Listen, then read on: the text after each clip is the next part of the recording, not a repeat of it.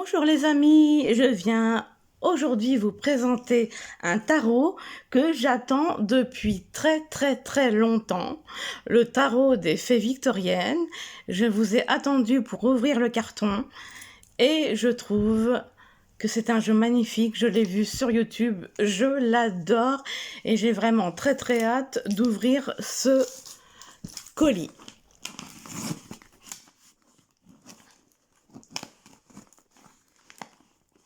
Ça a l'air bien protégé en tout cas.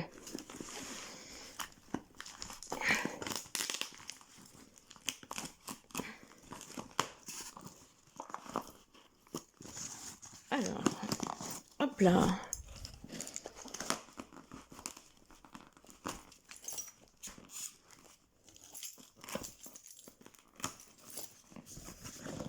Hop là.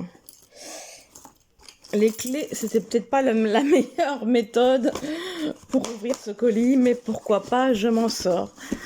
Je m'en sors. Tac.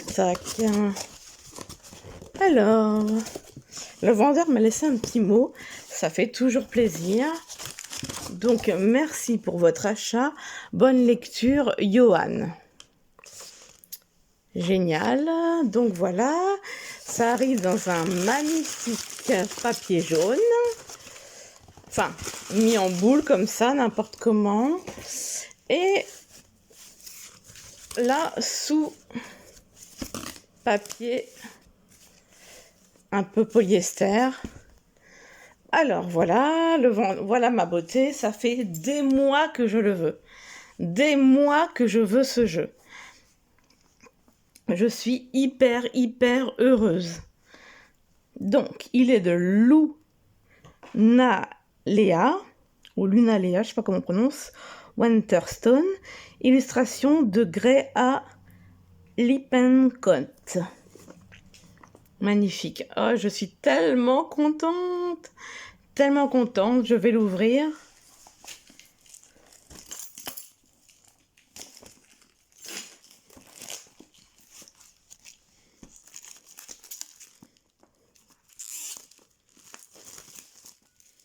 Voilà. Ma beauté. Trop contente. À la base, il était à 29,95 €. Moi, je l'ai eu à 50. Et c'est quelqu'un qu'on avait fait un cadeau, mais ça lui a pas plu. Donc, il est comme neuf. Il est magnifique. Hop là. Ah ouais, c'est une vraie pépite ce jeu. 78 cartes et un guide d'accompagnement. Je le découvre avec vous. Ça fait des mois, voire des années que je le veux. Magnifique ce jeu. Vraiment. Ouais, je suis tellement heureuse. Là, quelques exemples de cartes. Alors, on va lire ensemble ce qu'il y a au dos. Vous avez trouvé la forêt des fées. Et les fées vous ont trouvé. Découvrez le monde enchanteur des fées victoriennes, un monde où les loisirs et les activités révèlent une société en miniature, richement développée.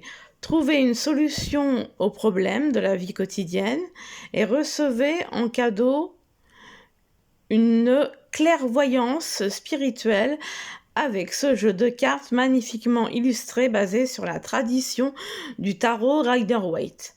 Le tarot des fées victoriennes allie le romantisme et l'élégance de l'ère victorienne, l'imagerie mystique des fées et la sagesse du tarot. Votre guide dans cette aventure sera le compagnon des fées victoriennes qui partage ses connaissances sur le folklore des fées, vous explique la définition et la signification des cartes et vous apprend à les interpréter. Ce magnifique coffret est idéal pour les lecteurs débutants ou expérimentés qui désirent se reporter à l'époque des fées victoriennes, puis trouver leur projet racine dans la magie intemporelle. Oh là là, il est aux éditions Ada Inc. Franchement, 50 €, j'ai fait une affaire. Quand on voit à combien ils le vendent sur Vinted, il y en a qui le vendent à 100, 150, 200, enfin, tranquille, quoi. Donc, nous avons un encart avec les cartes. Et si on ouvre là, je sais pas, non. Parce que des fois, il y a quelques surprises. Donc, voilà, les cartes, eh ben, on s'y intéressera après. Alors, j'avais aussi acheté la version anglaise. La version anglaise où j'avais juste les cartes. Et donc, où il faut regarder sur Internet... voilà les définitions. Et voyez-vous, les cartes sont plus petites. La version anglaise, les cartes sont plus petites.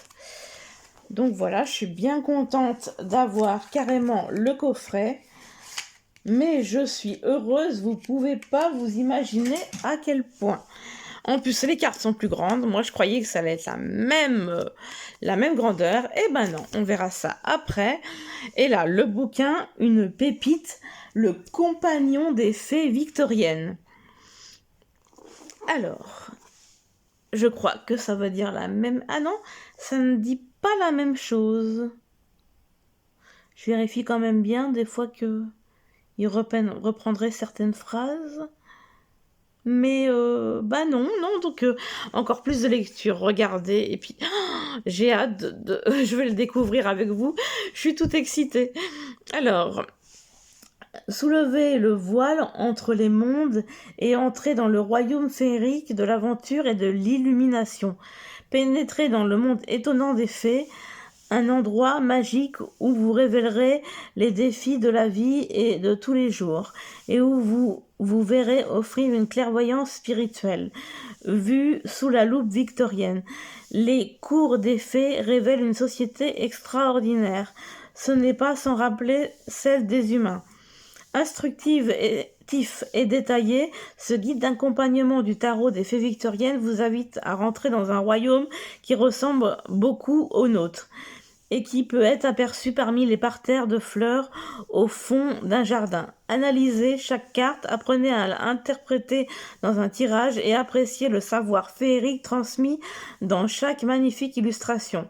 Le voile qui sépare les mondes est tellement mince que vous pouvez le soulever et l'écarter. Alors n'hésitez pas et prenez la route de l'aventure.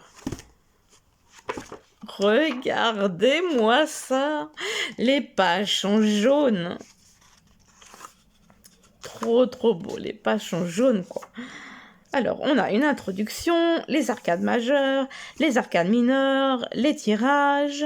Après, un épilogue, une annexe, une bibliographie, des remerciements, un à propos de l'auteur, un à propos de l'illustrateur.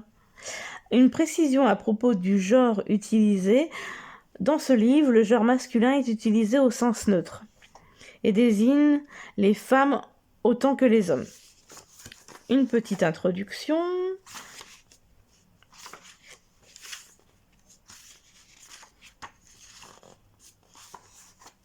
Alors, cours des fées et communauté des elfes, à qui les verges appartiennent et à qui, par des lois des temps anciens, trouvées dans les rouleaux du destin des fées, le courant et la source sont consacrés. Peu importe où vos pieds vous portent aujourd'hui, loin des retraites des hommes, nous vous en prions, oui, c'est ça, j'ai bien dit. Ne restez pas plus longtemps en exil sur un virage étranger, mais avec les charmes de la naissance magique, rendez de nouveau la terre heureuse. Je loupe des mots parce que je suis tellement émue. Il est magnifique. Vraiment magnifique.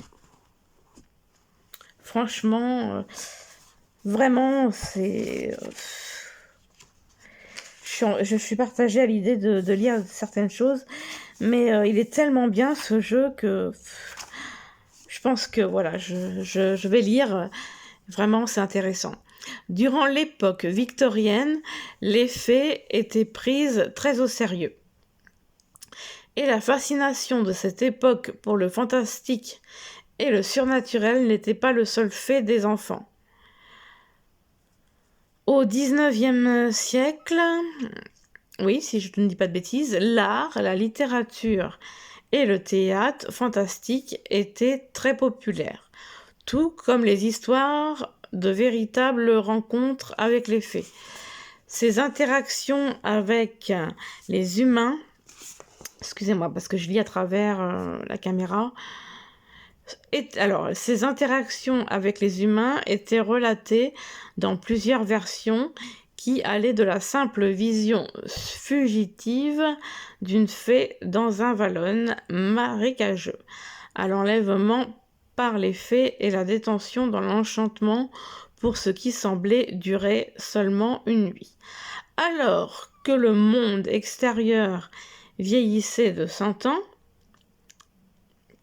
en 1917, quand deux jeunes filles prétendirent avoir photographié des fées dans leur jardin, ah bah tiens, une grande partie du public, Sir Arthur Conan Doyle y compris, n'eut aucun problème à les croire. Certaines personnes y croient encore. L'obsession des contemporains à l'époque victorienne pour les fées constituait en partie une réponse à l'impact croissant de l'industrie, de la technologie et des machines. Beaucoup craignaient que la vie tranquille à la campagne, qui puisait ses anciennes racines dans la nature, ne disparaisse en entraînant les fées avec elle. Et si le monde des Victoriens semblait être en pleine mutation pour ce qui est du rythme et de la modernité, ne l'est-il pas beaucoup plus de nos jours? Quand nous retournons à l'époque des fées victoriennes, nous trouvons notre propre racine dans la magie intemporelle.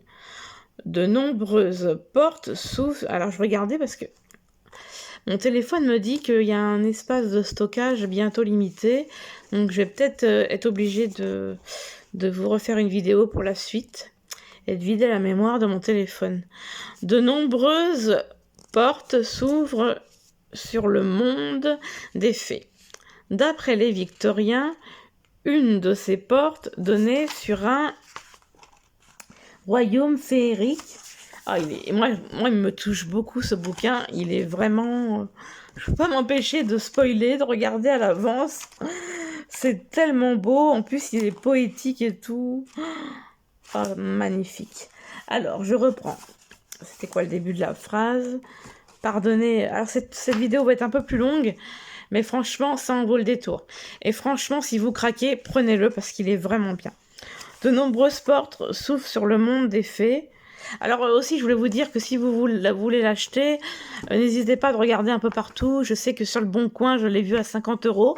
Je ne sais pas s'il est parti ou pas. Je l'ai eu à 50 € sur Rakuten. Et des fois sur Vinted, ils font des prix. Il faut un petit peu marchander. Mais il y a moyen de l'avoir pour au pire 70 €, ce qui est une somme, je reconnais, mais c'est quand même un très beau jeu. Et moi, j'aurais été prête à mettre ce prix-là. Mais si, j'ai pu l'avoir à 50, j'étais gagnante du coup. Alors, je reprends à peu près où j'en étais. De nombreuses portes s'ouvrent sur le monde des fées. D'après les Victoriens, une de ces portes donnait sur un royaume féerique qui ressemblait beaucoup à leur propre monde. C'est un monde que le tarot des fées victoriennes vous invite à explorer.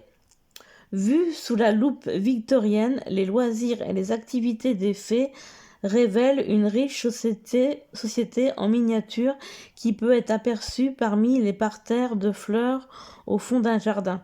Vous voyez, il est très poétique. Nous les observons vaquer à leur occupation de saison en saison et leur humeur distillée et concentrée dans leur petit être varie également au rythme des saisons. Au printemps, les fées sont actives, dynamiques et pleines d'énergie créatrice. En été, elles sont plus émotives et sensuelles. Et elles profitent pleinement des joies du cœur et du corps. En automne, elles redeviennent très actives, mais cette fois en restant concentrées sur le froid qui ne va pas tarder à arriver. Et dépensent une énergie... Je vérifie ma vidéo entre deux si elle ne s'arrête pas. Et dépense une énergie accumulée qui se manifestent dans le travail et les récoltes.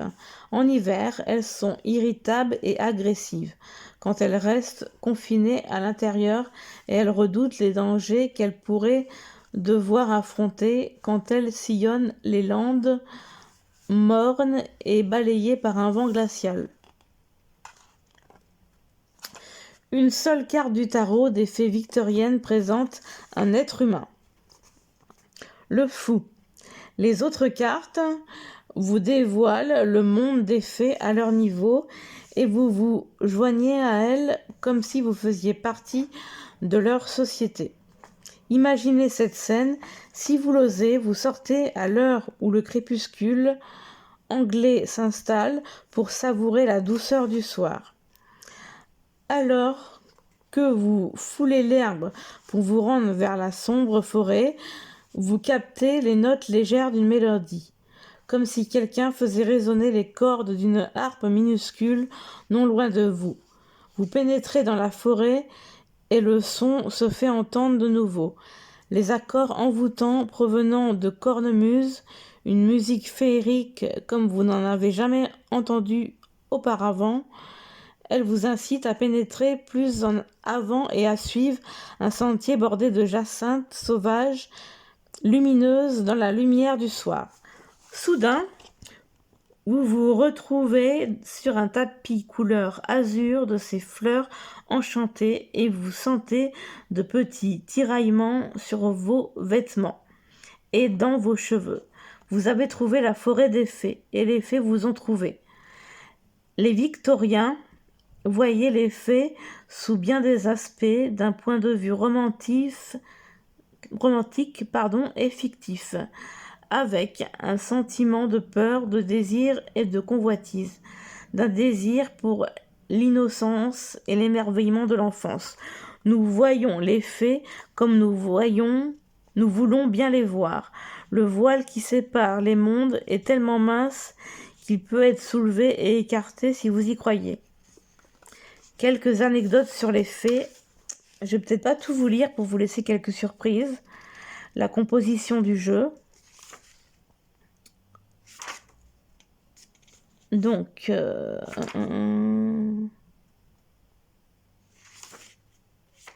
alors, tous les jeux de tarot comportent deux parties, l'arcade majeure et l'arcade mineure. L'arcade majeure, les cartes qui constituent l'arcade majeure portent les noms tels que l'impératrice, la mort et la lune. Quand une des cartes de l'arcade majeure apparaît dans un tirage, on peut l'interpréter comme un événement important. Eh ben oui, une expérience de vie ou un travail de l'âme. Les cartes de l'arcade majeure présentent des archétypes universels qui vous demandent de porter une attention particulière pour recevoir une leçon significative durant votre parcours de vie. Là, ils représentent deux cartes. Ils présentent. Mais par contre, alors il est magnifique. Hein, il y a juste un petit bémol. Je pensais que le jaune serait plus clair que ça.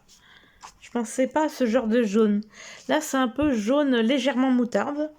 Mais ma foi, c'est très beau. Malgré tout, c'est très beau. Alors, les 22 cartes sont traditionnellement numérotées de 1 à 21. Le fou représentant le 0, c'est pas une nouveauté ça. Certains lecteurs du tarot utilisent ces numéros comme des outils supplémentaires servant à l'interprétation. Ils les accolent à d'autres numéros de l'arcade mineur.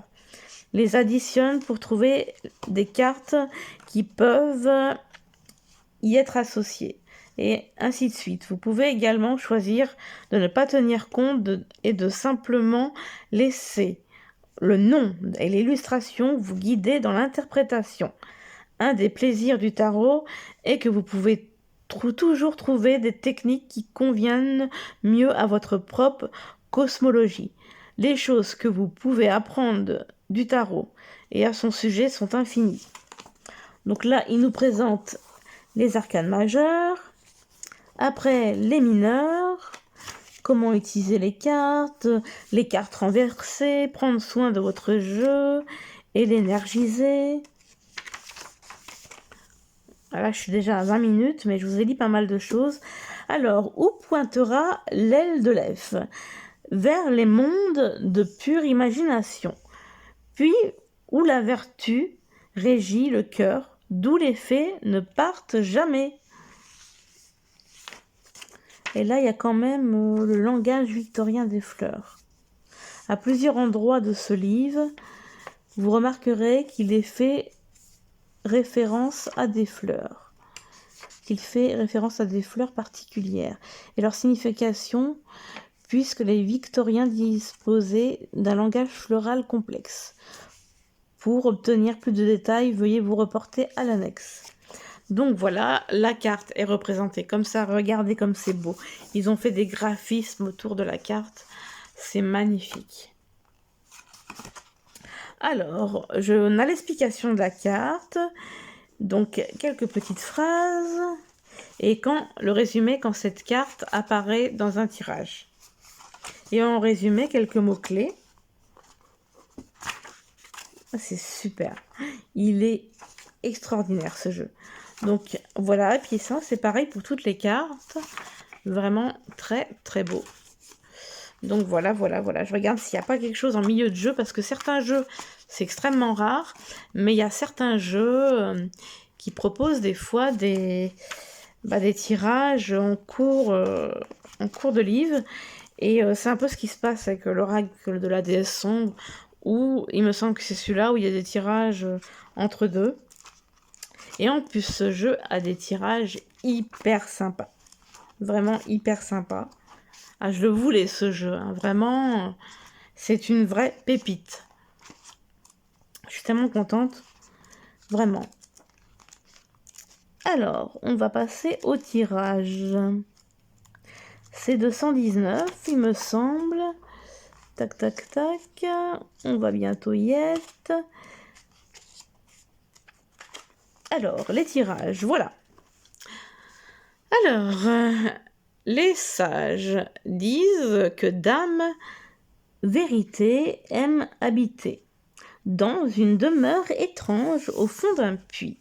Les problèmes qui se posent alors sont le treuil et la corde, qui remontent la vieille dame en piteux état.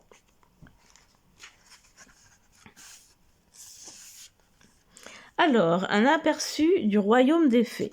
Lecture d'une seule carte. Parfois, une simple carte peut donner la lecture la plus approfondie, car son essence est concentrée et sa signification peut être profondément comprise. Battez vos cartes de la manière que vous préférez, étalez-les en éventail devant vous, face cachée sur la table. Alors moi, c'est pas comme ça que je procède, mais vous pouvez procéder comme ils le disent. Déplacez votre main non dominante au-dessus des cartes, votre main gauche si vous êtes droitier ou vice-versa. D'accord.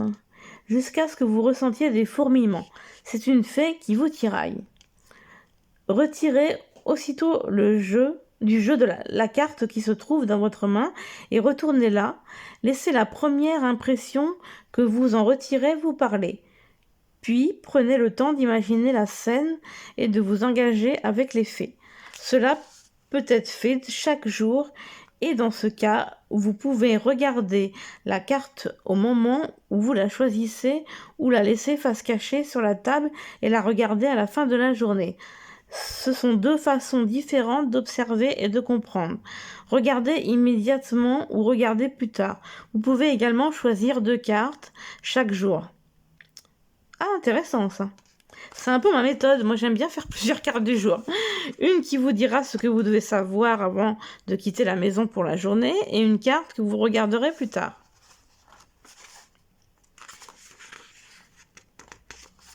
Alors, on a un tirage. Alors, une carte qui symbolise le messager et 3 cartes. Alors, l'accueil du messager, un tirage saisonnier. Le début de chaque nouvelle saison est un temps idéal pour faire une lecture de tarot. Cette lecture de 3 cartes peut être faite pour vous-même, mais elle peut également être faite en groupe. Dans ce cas, les membres du groupe se disposeront en cercle et on a la visite de Mamie Mine et tireront une carte chacun à leur tour. en posant une question. Les fées utilisent un calendrier traditionnel pour l'avènement de leur cour saisonnière. Le printemps commence par la fête d'Imbolc, le 1er février, l'été par la fête de Beltane, le 1er mai, l'automne par la fête de Lama, le 1er août, et l'hiver par la fête de Samhain, le 31 octobre. Si vous préférez, vous pouvez choisir d'utiliser les solstices et les équinoxes, qui sont traditionnellement le point médian de la saison. Pour commencer, prenez la carte du messager pour la saison pour laquelle vous faites la lecture et placez-la au centre de la table. Le messager accueille la nouvelle saison et fait appel à la cour des fées pour prendre sa place et régner sur les mois à venir. Puis battez les cartes restantes et étalez 3 cartes pour les questions appropriées de la saison. Alors, donc là, le printemps par exemple, la graine, qu'est-ce qui vibre au fond? Le bourgeon, qu'est-ce qui émerge? La tendre floraison, qu'est-ce qui a besoin de soutien? L'été, l'arbre en fleurs, quel potentiel s'éveille en vous? Le mûrissement des fruits, comment pouvez-vous commencer à le manifester? La chaleur montante, qu'est-ce qui encouragera son succès? L'automne, rassembler, quelle occasion vous attend? Préserver, comment encouragerez-vous ces bienfaits? Remercier, comment redonnerez-vous en signe de reconnaissance? L'hiver, l'obscurité, qu'est-ce qui a besoin de contemplation tranquille? La glace, qu'est-ce qui a besoin d'être clarifié? Le vent, qu'est-ce qui doit être libéré? Quand votre lecture est terminée, assurez-vous de remercier le messager en partageant quelques gâteries de la saison. Super intéressant ce jeu. Il y a plein de tirages. Vraiment, il est génial. Il y a encore 2 tirages. Donc on a le rêve de Titania. Ce tirage est inspiré d'un passage du Songe d'une nuit d'été de Shakespeare, qui a également grandement inspiré les artistes de l'ère victorienne, surtout l'image de Titania, la reine des fées, endormie dans son domaine ombragé. Je connais un terrain où croît le thym sauvage, où la violette se balance auprès de la grande prime vert, et qu'ombrage le suave chèvrefeuille. De douces roses parfumées et le bel églantier. Là dort Titania à certaines heures de la nuit, là lorsque les danses et le plaisir l'ont lassée, elle s'assoupit sur les fleurs. Utilisant le langage des fleurs, ce tirage tisse un rêve éclairant pour vous aider à clarifier la prochaine étape de votre chemin. Battez votre jeu et disposez 7 cartes selon le chemin ci-après. Le 1, thym sauvage. D'accord. Quelle action vous procurera du plaisir? 2, prime vert des bois, pensée. Qu'est-ce qui a besoin de plus de méditation et de réflexion? 3, violette, fidélité. Qu'est-ce qui nécessite votre dévotion? 4, chèvrefeuille des bois, tendre amitié. Qui soutient votre rêve? 5, rose musquée, beauté capricieuse. Qu'est-ce qui n'est pas vraiment ce qui semble être? Alors, et là, donc tout ce que je viens de vous dire, et la 6e et la 7e, églantine, c'est la 6e.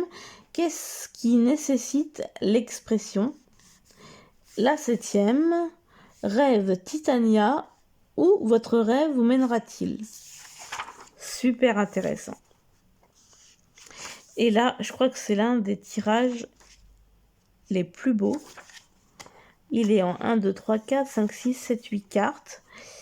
Et waouh, c'est vraiment un truc de fou ce jeu. Le tirage de la danse du bonheur. Et c'est vraiment... Les fées ne disent jamais. nous sommes heureuses, elles disent plutôt nous avons envie de danser. Vous n'avez pas envie de danser, ce tirage vous aidera à démêler vos sentiments et vous permettra d'être mieux disposé à connaître le bonheur. À l'ère victorienne, danser était un mélange de danse établie avec leurs figures complexes et leurs changements de partenaire et de danse en rond, où une dame et un monsieur restaient ensemble pendant toute la danse, comme la valse, considérée comme scandaleuse à ses débuts. La plus ambitieuse des danses établies était le cotillon, également appelé l'allemande. Le livre The Dance of Society, publié en 1879, décrit 102 figures possibles pouvant être intégrées au cotillon, qui traditionnellement clôturait un bal dans de joyeux éclats de rire. Être le couple qui menait était un grand honneur et le signe d'une popularité sans égale et du succès social. Les fées pouvaient être capables d'exécuter les 102 figures compliquées en une seule soirée de danse. Ce tirage de 8 cartes, basé sur les 8 figures du cotillon, est peut-être plus facile à gérer pour de simples mortels. Pour commencer, prenez le 4 de la cour de printemps et placez la carte au centre. D'accord. Cette carte montre 2 couples de fées qui dansent le cotillon. Ils agiteront en tant que meneurs pour diriger vos mouvements tout au long de la danse. Mélangez les cartes restantes comme vous le faites et d'habitude étalez-les comme suit. Alors il faut le 4 de la cour du printemps. D'accord, qu'il faut placer. Alors, 1. Le mouchoir entortillé. Qu'est-ce qui vous préoccupe? 2. Le miroir. Comment votre propre image affecte-t-elle votre bonheur? 3. Les masques. Quel rôle jouent les autres dans votre bonheur? 4. Les mains mystérieuses. Quel talent est offert pour vous aider? 5. Les bras entrelacés qui vous soutient. 6. Le rond trompeur. Qu'est-ce qui n'est pas tel qu'il le paraît? 7. L'allée tournante. Quelle est la prochaine étape que vous pouvez entreprendre vers votre bonheur? Le 8. Rond final. À quoi ressemblera le bonheur quand il arrivera? Révérence. Remerciez votre partenaire pour la danse. Après, on a un épilogue. Pourquoi croire aux fées? On a une annexe. Franchement, ça vaut le coup de lire des choses. On a la bibliographie. On a des remerciements à propos de l'auteur, à propos de l'illustrateur. Voilà, magnifique jeu. Je le kiffe. Il est trop beau. Je crois que c'est l'un des plus beaux jeux que j'ai. Ouais. Vraiment, il est difficile de faire plus beau, franchement. Donc, on va passer aux cartes, qui, à ma grande surprise, sont plus grandes que la petite version anglaise que j'avais. Donc, voilà. Et elles sont magnifiques. Donc, le dos est comme ceci. Très beau. Les tranches sont neutres, ça ne me gêne pas. Voilà, donc là, nous avons le fou.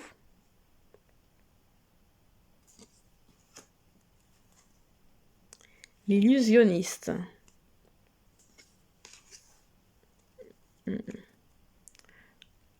La voyante. L'impératrice. D'ailleurs, un petit coucou à ma meilleure amie Elise qui doit regarder cette vidéo, enfin qui regardera plutôt cette vidéo une fois que je l'aurai mise sur ma chaîne. Je pense qu'elle va beaucoup aimer. Elle avait vu la version anglaise, mais là, donc les cartes, elle les connaît plus ou moins. Et là, elle va voir carrément le livre, quoi. L'impératrice, l'empereur,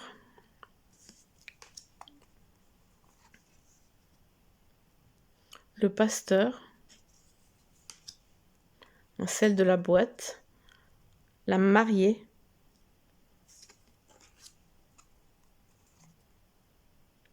le chariot,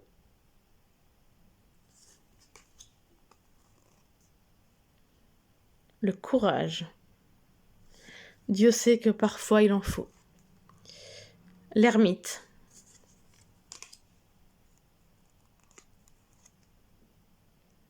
La roue du temps.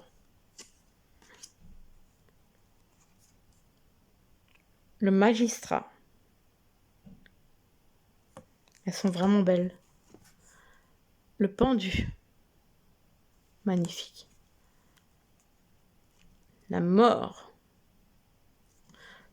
Franchement, ce jeu-là, il est vraiment beau, quoi. La tempérance. Et voyez-vous, même si on voudrait me l'acheter, enfin, voilà, plus cher que le prix à laquelle j'ai acheté, non, ça m'intéresserait pas en fait. Marché du lutin. Il est trop beau. Le chêne en flamme. Les étoiles. Tout dans le détail, hein. Il est vraiment raffiné. La lune. Magnifique. Le soleil.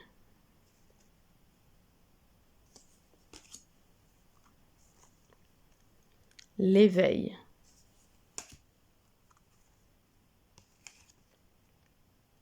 Les mondes. C'est beau. Vraiment, j'adore. Message de la cour du printemps. Messager, pardon. Cavalier de la cour du printemps. C'est joliment renommé. Reine de la cour du printemps. Roi de la cour du printemps. L'as de la cour du printemps. Le 2. Je redis pas à chaque fois cour de printemps, vous avez compris. Le 3.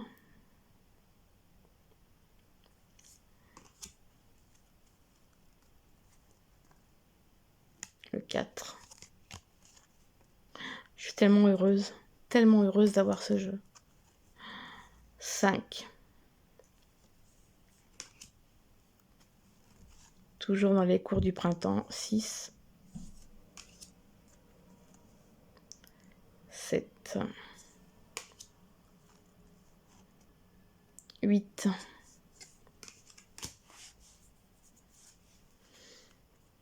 9.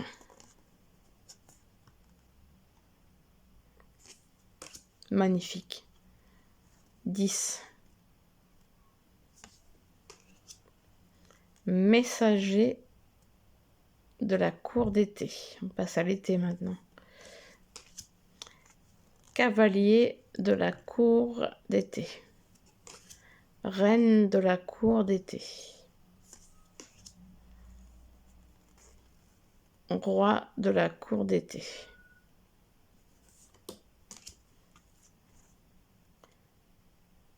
As de la cour d'été. Et après, on est toujours dans les cours d'été, donc je ne vous le répète pas à chaque fois. Le 2. Le 3. Magnifique. Le 4. Le 5. Le 6. Le 7. Le 8. Le 9. Vraiment, je suis comblée. Vraiment. Le 10. Et là, on passe à l'automne. Messager de la cour d'automne. Cavalier de la cour d'automne. On en tirera une à la fin. Reine de la cour d'automne. Roi de la cour d'automne.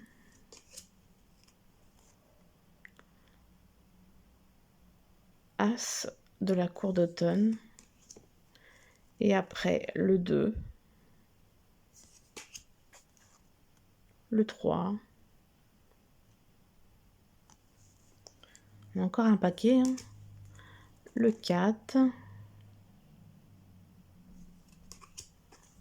Le 5.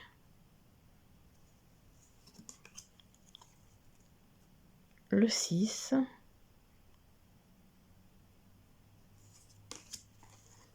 Le 7. Je croyais qu'il y en avait une de collée, mais non. 8. Elles sont vraiment travaillées. 9. 10. Et après, on passe à l'hiver. Waouh, très beau. Messager de la cour d'hiver. Cavalier de la cour d'hiver. Très très beau. Reine de la cour d'hiver. Trop beau. Roi de la cour d'hiver. Et après, on passe à l'as. Donc, as de la cour d'hiver. Le 2. Trop beau. Le 3. J'aime bien les paysages enneigés. Le 4. Le 5. Le 6. Le 7. Le 8. Waouh. Le 9. Et le 10. Voilà, voilà. Bon. Je suis trop contente. Je trouve ce jeu splendide.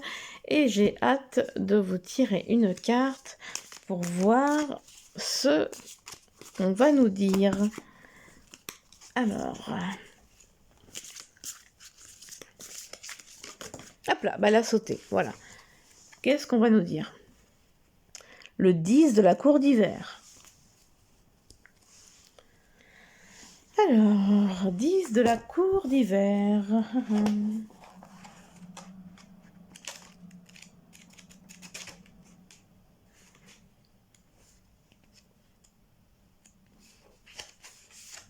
Voilà, voilà.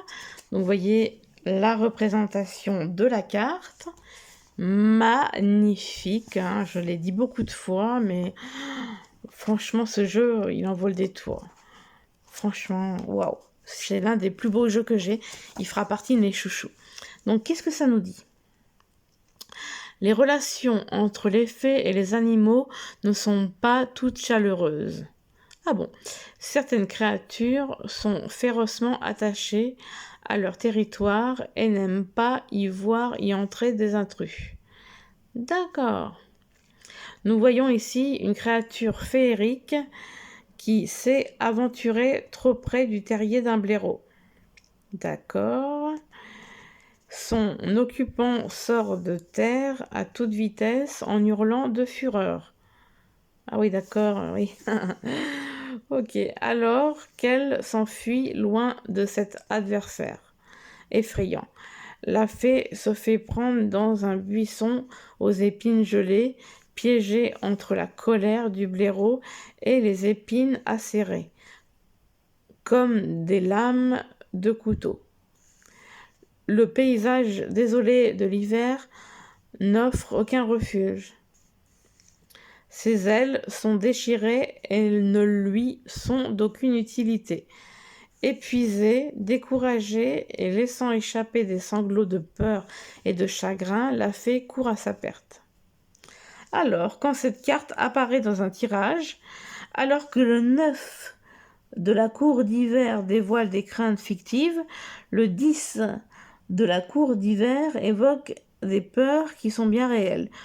Vous pouvez vous libérer de tous les fantasmes qui tourbillonnent dans votre esprit et c'est le plus mauvais signe possible.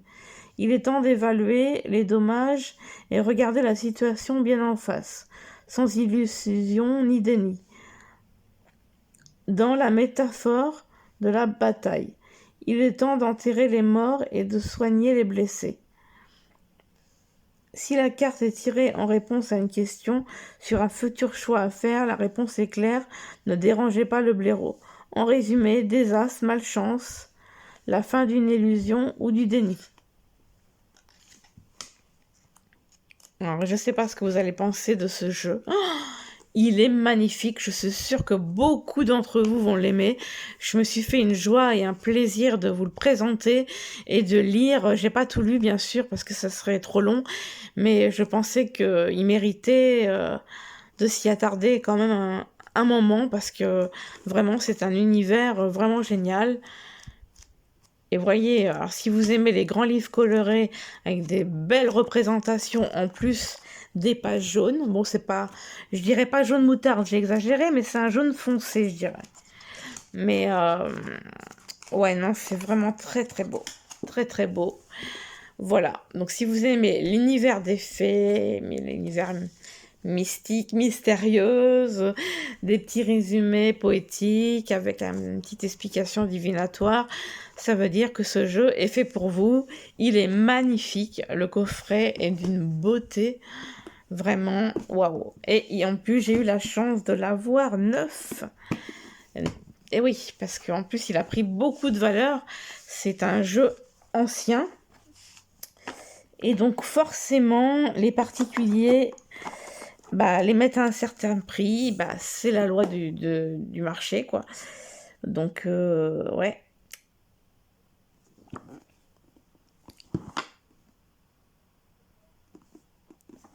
Et alors, je crois qu'il est paru en 2014, mais j'en suis pas sûre, en fait. Je n'en suis pas sûre. Donc, voilà. J'espère que ma vidéo vous aura plu. Et franchement, si vraiment il vous plaît, n'hésitez pas parce que là, c'est une vraie pépite.